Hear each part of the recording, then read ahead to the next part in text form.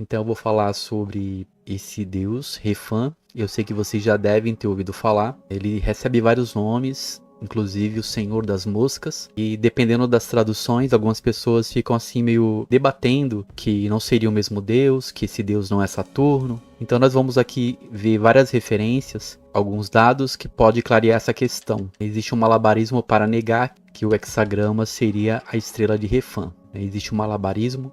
E essa estrela é referida como sendo também o selo de Salomão. É um hexagrama de 6 pontas que é composto por 2 triângulos equiláteros que são sobrepostos, um para cima e outro para baixo, fazendo referência também a Moloch e Astarte. Então tem esse simbolismo, até mesmo o símbolo dos 4 elementais, eles são, né, esses triângulos para cima ou para baixo.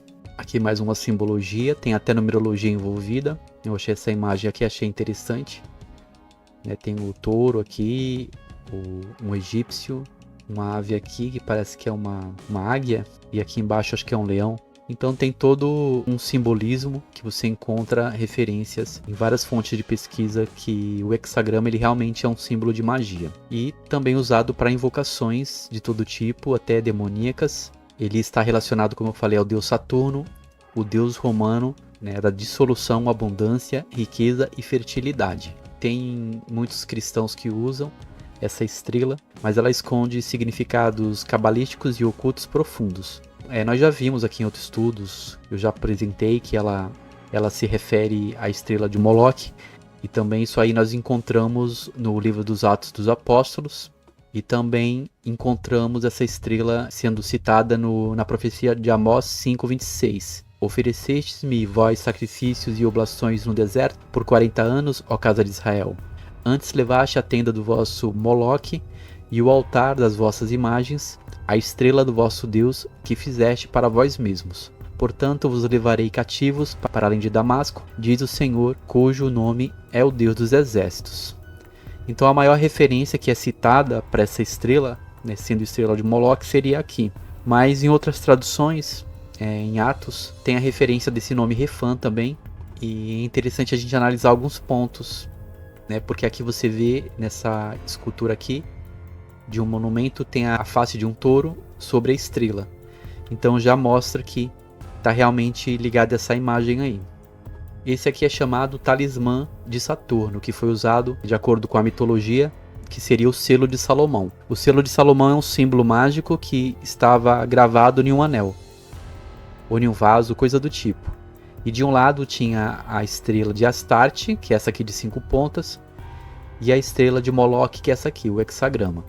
Notem que tem símbolos gravados, né, e tem a face do touro, porque eu vou estar falando do touro, né, porque usam bastante essa simbologia. E não só os judeus usam, os árabes também usam esse hexagrama. E toda a vertente ocultista, como vocês veem aqui, várias formas de representar a estrela.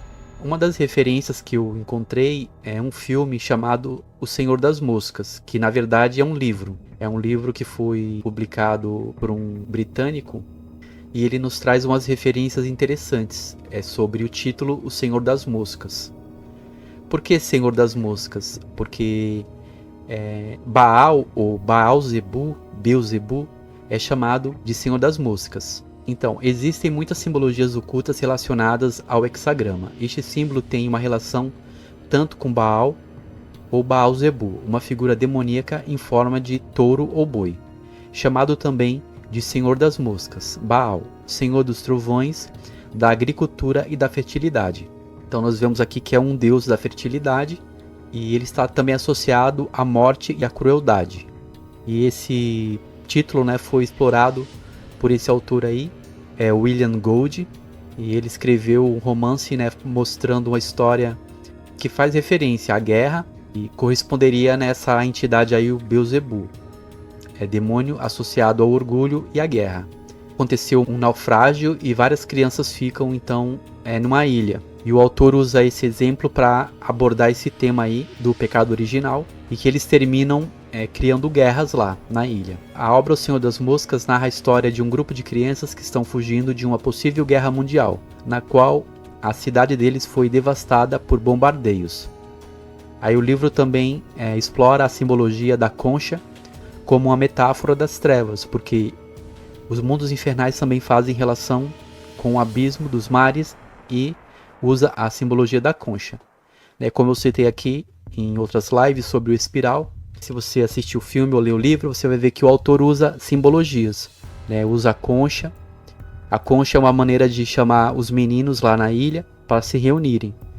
Então ele usa essa alusão desse deus aí que provoca as guerras e incita, o mal. E existem outras referências, não apenas o deus Saturno. Existem outros deuses que exploram essa temática. Mas aqui nós vemos que ele é apresentado como fosse um homem com cabeça de animal, animalesca. Seria o homem sendo inspirado por essas forças das trevas e ocultas para fazer qualquer coisa no nosso mundo. Seja guerra, seja qualquer coisa que o homem inventar para trazer literalmente o inferno aqui para cima. Mais simbologias, algumas aqui que falaram que colocaram até lá em Roma, o deus Moloch. Tem muitas referências aqui em destaque. Você veja que tem a face do touro. E esse aqui da Astarte, Astarote, tem uma foice.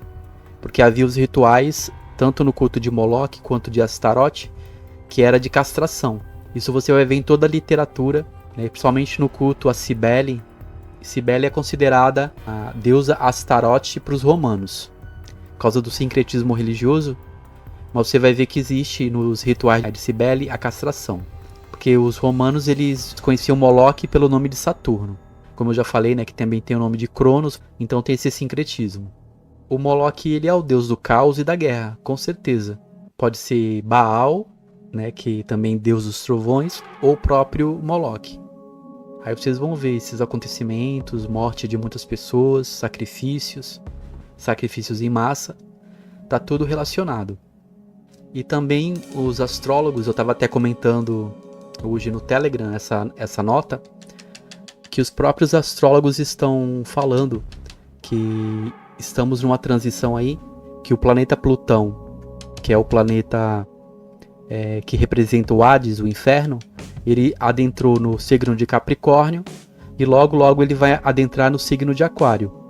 Aí tá falando, note que nestes próximos meses, em 23 de março a 11 de junho de 2023, enquanto Plutão faz sua primeira entrada em Aquário, temos uma penca de planetas em Áries. Quanto tempo Plutão vai ficar em Aquário? 19 de novembro de 2024, o dia da grande mudança. Finalmente Plutão fica em Aquário definitivamente por 20 anos. Plutão, que é um símbolo de morte e do inferno, que estava em Saturno, que também é um planeta bastante denso, relacionado a essas deidades aí caídas, ele vai entrar definitivamente 19 de novembro de 2024. Vai entrar definitivamente no signo de Aquário. Então, será que não seria este momento que seria estabelecido definitivamente a Era de Aquário, com muitas mudanças? Acredito que, diante do que está acontecendo, com certeza, porque eles aproveitam essas transições planetárias para estabelecer os planos da nova ordem mundial. Aqui o símbolo dos triângulos, para cima é fogo e para baixo é água. E eles se entrelaçam para criar essa simbologia aí.